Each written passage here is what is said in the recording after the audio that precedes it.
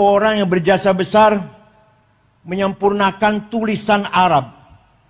Waktu itu Quran ditulis oleh para sahabat penulis, Zaid bin Thabit, Ubay bin Ka'ab, Ibnu Mas'ud, Ibnu Umar. Tulisannya mboten sempurna.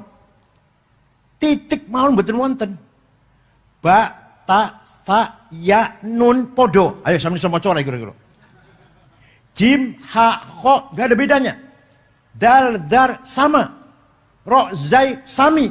Sin, shin, sama. Nah, setelah berkembang Islam di luar Jazirah Arabia, setelah ganti generasi, kangelan baca Quran. Maka ulama yang berjasa besar menyempurnakan tulisan Arab, wad'un nuqat 'alal huruf, namanya Imam atau Syekh Abul Aswad Ad-Du'ali. Siapa namanya? Biasanya Toto, Soekardi, Solikin. Tahun 59. Beliau wafat tahun 62 Hijriah. Bukan sahabat, tabi'in. Atas perintah Panglima Hajjaj bin Yusuf As-Saqafi. Ketika itu khalifahnya Abdul Malik bin Marwan bin Hakam bin Abil As bin Umayyah. Walhasil berjasa besar Abul Aswad Du'ali menggagas titik untuk membedakan huruf satu dengan yang lain. Sudah ada titik, umat Islam juga masih kesulitan baca Quran. Orang Rembang masih kesulitan lah. Maka ada ulama besar menggagas syakl, harokat, fathah, dhammah, kasroh, fathaten, domaten, kasroten, sukun, syiddah, tasdid, yaitu namanya Imam Khalil bin Ahmad Al-Farohidi. Siapa namanya? Wafat tahun 185 Hijriah lah dari itu. Nah, mulai gampang baca Quran, mulai gampang. Tapi masih banyak orang baca Quran tidak benar. Rubba qari'il Quran wal Quran yal'anuh. Kadang-kadang orang baca Quran jangankan dapat pahala, malah dapat laknat dari Qurannya itu sendiri. Nyun sewu, mohon maaf. Orang Banyumas sampai sekarang, kiainya loh, kiainya bukan orang awam. Alhamdulillah ngalamin. Kalau panggil saya kiai sangat ngakil, insyaallah. Innallaha singun ngalim ahlussunnah wal jamaah. Sampai sekarang, gimana? Gimana? Ada orang Banyumas enggak? Purbalingga, Banjarnegara, Cilacap, Purwokerto. Itu berarti keluarnya suara menyuarakan huruf makhraj salah. Maka ada seorang ulama berjasa besar menggagas ilmu tajwid di tilawatil Quran, memperbaiki baca Al-Qur'an. Namanya Abu Ubaid Qasim bin Salam. Sopo? Awas nek sesul angin lali awas. Wafat tahun 224 Hijriah. Pun sekarang tinggal enaknya kita ini silahkan baca Quran yang rajin. Titik sudah ada, harokat sudah ada, ilmu cara membaca Quran dengan benar sampun wonten. Tinggal kita baca Quran yang rajin. Pesantren tidak boleh meninggalkan pelajaran Al-Quran. Bahkan bila perlu wajhan biwajhin, face to face, baca Quran itu mubasyarah. Kalau di madrasahnya gurunya baca itu kan kurang mantap. Satu-satu maju, itu yang paling mantap itu. Pesantren walaupun modern kaya apa? Pesantren walaupun modern seperti apa?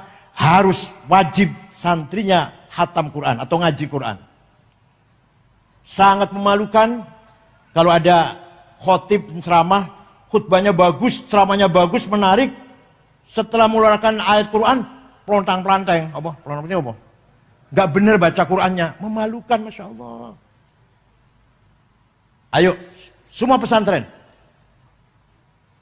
tidak boleh melupakan ta'lim qiraatil Quran, walaupun modern kayak apa. Itu jasanya ulama itu. Ada lagi Wah, kalau cerita jam ulamnya nggak ente-ente sampai jam 4. Tahun 99 Hijriah, Khalifah Umar bin Abdul Aziz prihatin. Banyak sekali hadis palsu. Hadis bohong. Qala Rasulullah pada bohong itu. Demi kepentingan politik, ekonomi, suku. Maka Khalifah Umar memanggil seorang ulama namanya Syihabuddin Roma Hurmuzi. Siapa? Roma Hurmuzi gampang lah, mantan ketua P3 dulu gampang. Masih dulurnya Pak Sekjen. Syekh, cepet-cepet, ini sudah bahaya. Banyak hadis palsu.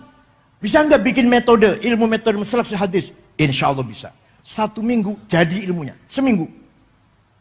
Kira-kira santri Rembang ada yang bikin ilmu seminggu ya? Lahirlah ilmu mustalahul hadis. Hadis sahih syaratnya ada 4. Sanadnya mutasil, rawinya dobit, tidak pernah lupa, apalagi kuat, thiqah, bisa dipercaya, gak pernah nyolong sendal, adil, lempeng kelakuannya, baru hadis sahih. Kurang 1 syaratnya jatuh hasan, kurang 2 dhaif, dhaifnya maqtu, muqata, mauquf, mursal, mu'allal, mun'am, mu'an'an. Ilmu kayak gini ini sudah tidak dikaji di luar pesantren. Gimana? SAG ngerti mbuare bukan SAG. Ngerti mbuare ilmu koyong ini. Hanya di pesantren yang masih memelihara ilmu seperti ini. Maka lahirlah metode seleksi hadis yang benar sehingga Imam Bukhari menerapkan, mentatbikkan ilmu ini. Beliau hafal hadis 600.000, diseleksi dengan metode ilmu mustalah hadis hanya 4.000 yang dianggap sahih oleh Imam Bukhari. Berjasa betul Ibu. Siapa namanya? Imam siapa namanya? Siapa sih? Ada lagi. Wah. Yang berjasa besar untuk umat Islam, terutama orang awam, termasuk saya ini awam. Tapi saya kalau ini awam. Imam Ali Abul Hasan Al-Ash'ari. Beliau tadinya Mu'tazilah 40 tahun. Gurunya namanya tokoh Mu'tazilah Abu Ali Al-Jubai. Abu Ali muridnya Abu Hashim Al-Jubai. Abu Hashim muridnya Abu Hudzail Al-Allaf. Al-Allaf gurunya Ibrahim An-Nadham. An-Nadham gurunya Amr bin Ubaid. Amr bin Ubaid gurunya Wasil bin Atha, pendiri Mu'tazilah.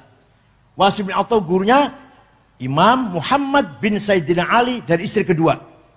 Sayyidina Ali niku setelah Siti Fatimah wafat nikah malih dengan namanya Khawlah binti Ja'far dari suku Bani Hanifah, punya anak Muhammad, tidak berpolitik. Tidak berpolitik. Sayyidina Hasan Husain yang ibunya Fatimah berpolitik. Terjadi kasus Karbala, tragedi Karbala, Sayyidina Hasan wafatnya diracun. Sayyidina Husain dibantai. Imam Muhammad tidak berpolitik. Ngajar mawon di Masjid Madinah. Lalu muridnya itu Ma'bad Al-Juhani, pendiri mazhab Qadariyah. Jaham bin Sofan, pendiri mazhab Jahamiyah. Siapa lagi? Wasil bin Atha, pendiri mazhab Mu'tazilah. Pokoknya muridnya pendiri-pendiri. Mudah-mudahan santri Rembang ada yang menjadi pendiri. Minimal pendiri pom bensin 2 tak lah.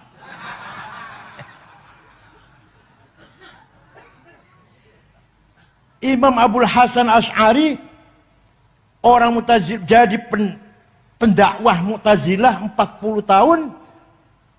Kemudian beliau ragu-ragu. Ini Mu'tazilah ini lama-lama liberal. Quran harus masuk akal. Hadis yang sahih hanya 16. Yang lainnya nggak masuk, nggak sahih. Mu'tazilah hanya pakai hadis 16. Qul a'udzu birabbil falaq min syarrin ma khalaq. Berlindung dengan Allah dari kejahatan yang tidak diciptakan oleh Allah. Kalau Mu'tazilah berpendapat Allah tidak menciptakan syar. Kalau kita Ahlussunnah bacanya min syarri ma khalaq, dari kejahatan yang diciptakan oleh Allah. Kalau Mu'tazilah dari kejahatan yang tidak diciptakan oleh Allah. Jadi contoh siapa? Manusia sendiri. lama-lama ini kalau dilepas Mu'tazilah kebablasan ini. Maka Imam Abul Hasan Asy'ari istikharah, jumpa dengan Rasulullah sallallahu alaihi wasallam. Kata Rasulullah, keluar dari madzhab Mu'tazilah, dirikan madzhabmu sendiri.